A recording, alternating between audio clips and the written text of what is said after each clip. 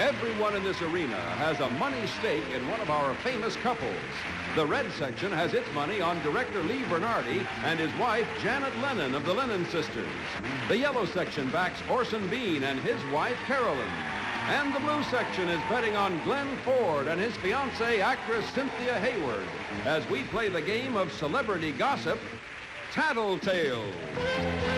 And here's the star of Tattletales, Bert Convy.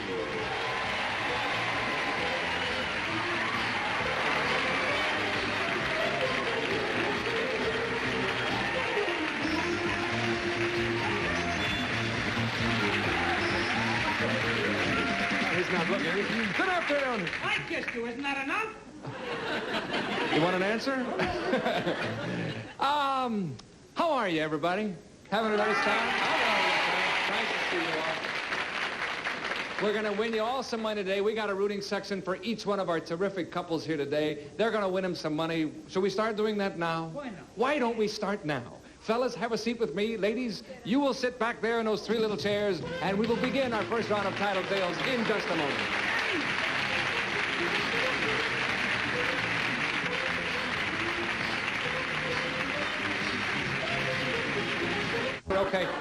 Okay, we're going to introduce our couples one by one. First on my left is Mr. Glenn Ford and his fiancée, Cynthia Hayward.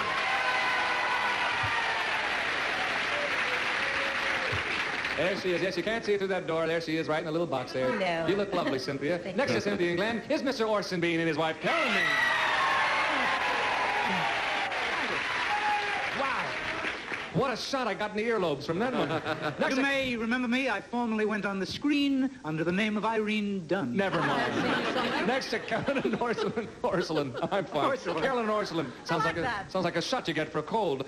Next to Orson and Carolyn is Mr. Lee Bernhardi Janet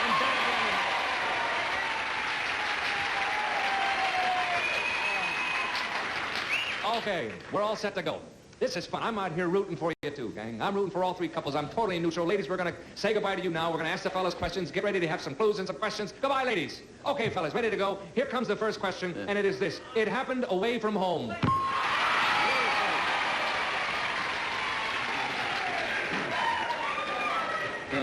All right, Lee, you're up. Well, my wife was appearing in New York, I think, on the Ed Sullivan Show or something, and we'd already had one child. And it was more or less a nice little trip away from home. So in New York, we decided that we would go see a Broadway play, which I had never seen. And we did. We went and saw Fiddler on the Roof, whatever. And afterwards, she wanted to go to, what is it, Lindy's for a piece of... Cheesecake. Cheesecake, good, okay. Well, we were sitting at the... Forget Lindy's cheesecake. This is ridiculous. I didn't like cheesecake at the time. I like... Anyway, we're sitting there, and all of a sudden... Cheesecake, I mean, geez. This strange lady across from me starts... She's acting very funny, and she'd say, "What are you doing after you finish your cheesecake?" And I think this is kind of strange, so I just kind of ignored it. Then on the way home, she'd kind of hold my hand and was putting her arm around me. She's acting very strange. Then I realized that my wife has cleverly, to make our trip more interesting, assumed, how would you say it, another identity. That of a sidewalk stewardess, yes, yes, as a matter of fact. Well, we proceeded to the hotel and had a very enjoyable evening, and when we got home, we found out that we were going to have a second child. Well, the child looks like both of us, but I really don't know whose it is. I know part of it's mine. But anyway, this strange lady that I think I missed part of this story somewhere. Right. I could have told the whole story in 10 words, but he's going on. It's a half-hour show. Now, you were with Janet. I was with Janet, and she assumed a different character to enlighten our evening. Well, get to the point. I see. So what happened then? She became pregnant. That's the point of the story. That is the point of the story. Thanks. You just enlightened my evening, too, listening to this. Oh, geez, you can't have everything. All right, now, we need a clue. It happened away from home. And the clue is... I say imposter. Cheesecake! You say what? Imposter. Imposter? You say imposter. You say imposter. I say imposter. All right. Imposter is a one-word clue worth $100 if Janet recognizes it. All right. Here we go. Let's bring her on. Okay, ladies. We've asked the fellas a question. We have a lengthy answer and a clue. The question was, it happened away from home. And the clue is imposter. Janet. Well, Lee and I went to a Broadway show, Fiddler on the Roof or something, and afterwards we went to Lindy's for cheesecake, and I just decided I was tired of being myself. So I just turned into somebody else, and I invited him home to my hotel room. And 9 months later, our son was born. Bad timing. That's what he said. And you're right. Who was playing Fiddler on the... Who was in Fiddler on the Roof? Never mind. What a question. I just want to know if it was Many zero. childless Harry couples Goss. all over America Oh, have Harry just left Goss. the room to You know try what? the system. Never I mind. have to say something. What's that? We were married at the time. I don't Sure think we I Oh, were. yes, we understood all that. Thank you Sure very we were, much. dear. Okay, ladies, thank you. We're coming back with the next question, another She's gotta clue in ruin just everything. a moment. What was that? She's got to ruin everything. No. We understood that. Here's the next question coming up. And we are ready. It happened away from home. Same question. Again? Yes, he did. By a hair, but electronically Orson was in there. Oh, I won. Yes, I thought sir. you won. No, it's We were electronic. off on a trip to visit my father in Boston. Mm-hmm. And we were in our van. We drive a Volkswagen bus, and the 4 kids were in the back, and the cat, and me, and Carolyn up in the front, and there's a horrible storm starting to blow up. And we get on the Connecticut Turnpike, and I've just gone to the bank and cashed a check for $300 for our money for the whole week up in Boston. And I've got it in my pocket, and I'm strapped in with the idiot seatbelt, and the van is swaying in the wind, and we're on the Connecticut Turnpike, and we pull up to where you have to put the quarter into the thing, and I can't get my hand in my pocket to get the quarter out because of the seatbelt. And finally, I pull out all the money, and I put it in my lap, and I reach back in, and I get a quarter, and I roll the window down to put the quarter in the thing, and the quarter falls to the floor of the bus. And the only way I can get it is to open the door, and the wind comes in, takes all the money. It goes flying in the air. And I scream, and I go flying, leave the bus there with the cars honking behind us, and I go flying, trying to grab the money. Tens and twenties, hundreds of dollars were flying in the air. Oh, Isn't that a horrible that's story? a horrible story. Did you get it all back or no? No, I didn't get any of it back. Oh, no. Money fell all over the state of Connecticut the next week. Wow. I'm Imagine sorry that. you didn't get in there first. The guard is chasing you. Give me my quarter. All right. Do it again. What we need is a clue now that Carolyn's going to recognize. It happened away from home. Money.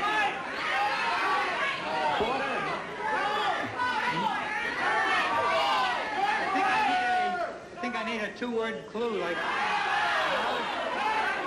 This crowd is getting nasty. Yes, Money. they have some good ideas, too. Can you hear them? Money. Money, I Money guess. is the word he wants. One-word clue. I don't know. The money's I don't know habit. if she's going to get it from that, like money blow, she'd get it from. I think I better go with 2 words, money blow. Money blow. It's on your head, money. All right, he's going with money. Is that what you're going with? The man is going with a one-word clue, and it is money. All right, let's bring on the They ladies. asked for it. All right, by popular request. Ladies, we have another question. We have a clue. It is the same question. It happened away from home. And the clue is money. Carolyn.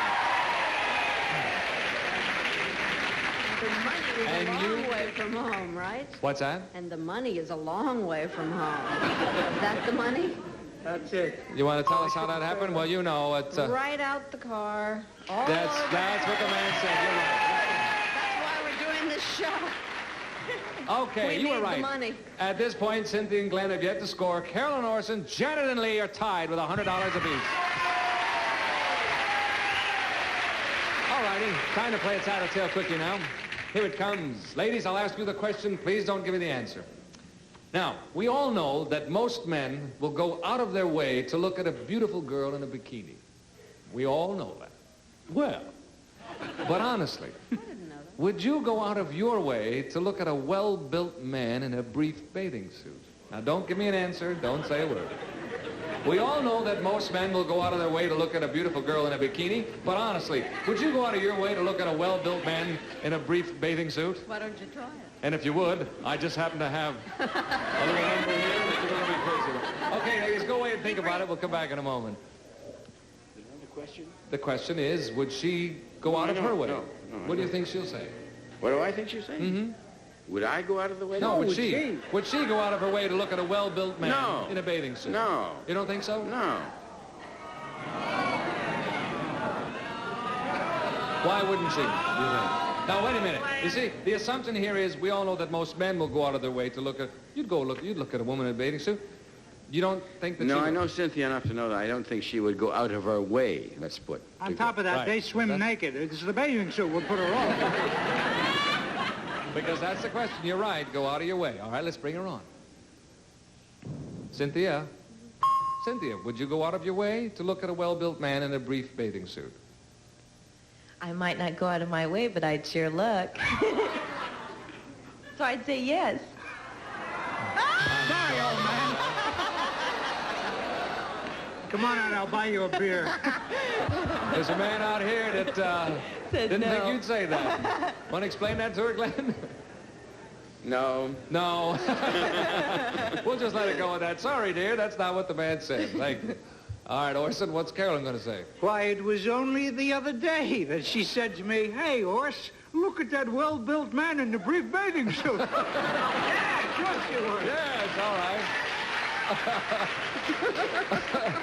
Let's bring Carolyn on and see if she feels that way. Carolyn, would you go out of your way to look at a well-built man in a bathing suit? The next best thing to skinny dipping.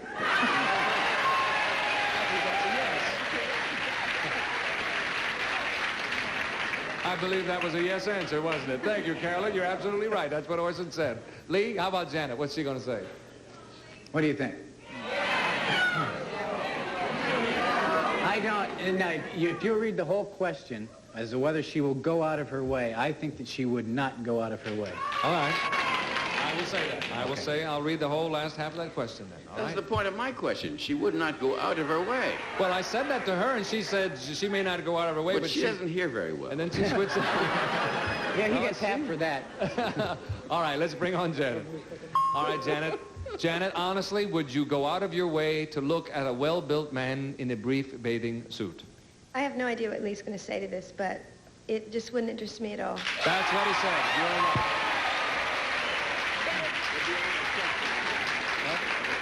I got her trained. Good shot in Okay, the chops. at this point, Cynthia and Glenn have yet to score. Carolyn and Orson, Janet and Lee are still tied with $200 apiece. Halftime, folks. Fellas to the rear, ladies to the front. Oh, you went out here. Okay, oh, we'll break away. We'll be right back. We're switching places. Almost forgot you there for a minute. All right, fellas, you're ready to go. It's the ladies' turn now. And Cynthia's got here with her fingers crossed, Glenn. Let's get... Here we go. See you in just a minute, fellas. Ladies, ready to go. First question coming up, and this is it. The first time you met...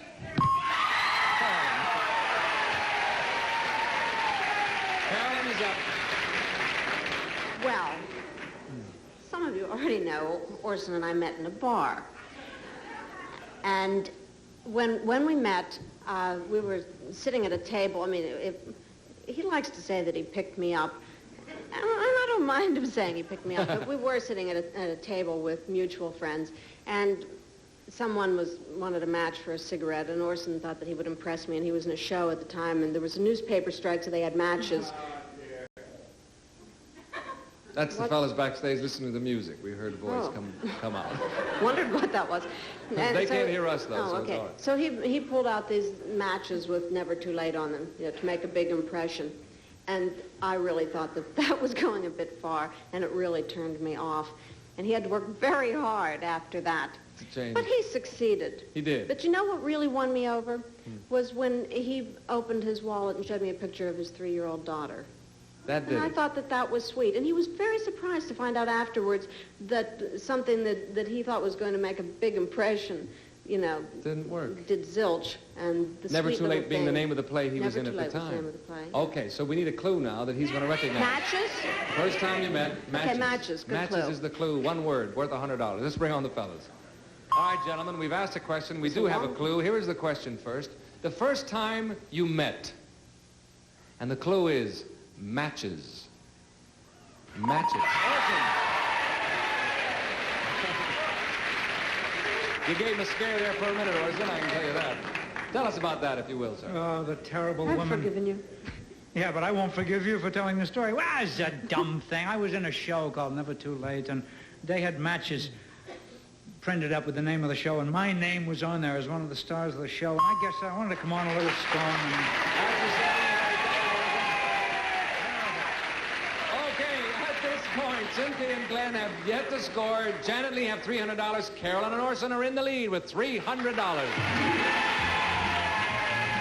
We shall return momentarily after a brief commercial message for you.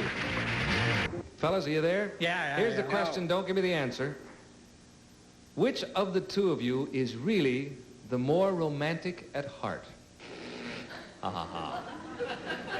That's a good one. Which of the two of you is really the more romantic at heart? Think about that, fellas. We'll come back to you in just a moment for your answer. Cynthia, what's Glenn going to say? Which one of you he thinks... He will say that he is the more romantic at heart. Mm-hmm. Is he, in fact? No. I had a feeling. But he thinks he is. We're equal. I'll say Glenn. But he'll say that you think he'll say he is, huh? I hope so. Okay, I hope so, too. Let's bring him on and find out. All right, Glenn, which of you is really the more romantic at heart, do you think? I think I am. That's what she said. You're right.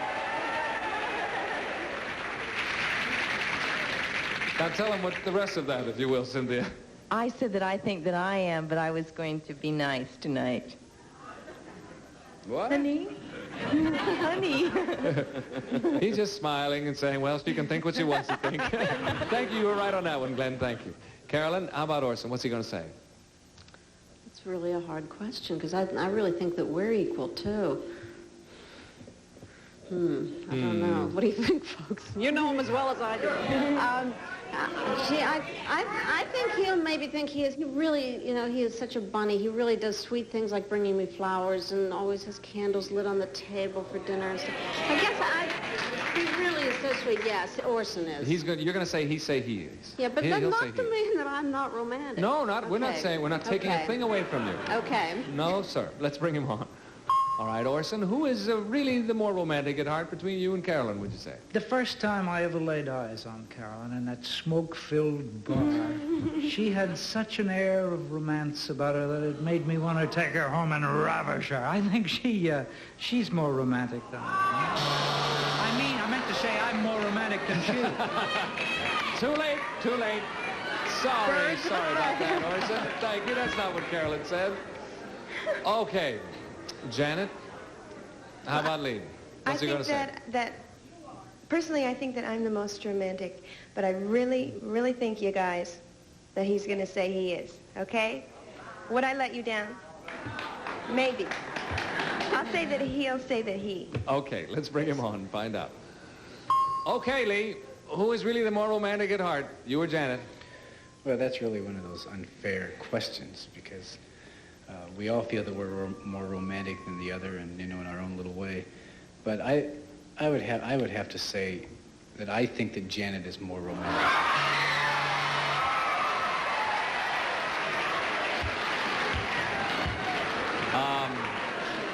That, however, is not... He made a mistake. Say it again, dear. Would you like to say that I'm more romantic than you.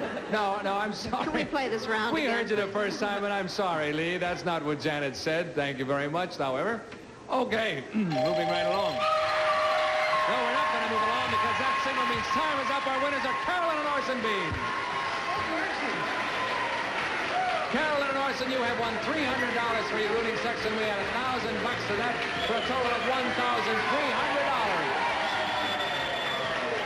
We'll come back with more of Tattletales after this message. Please come back. It's about out of time. We gave away $1,600 today. I hope you had fun. We sure did. Thanks to our celebrity couples. See you next time on Tattletales. Bert Convy saying so long, everybody. Bye.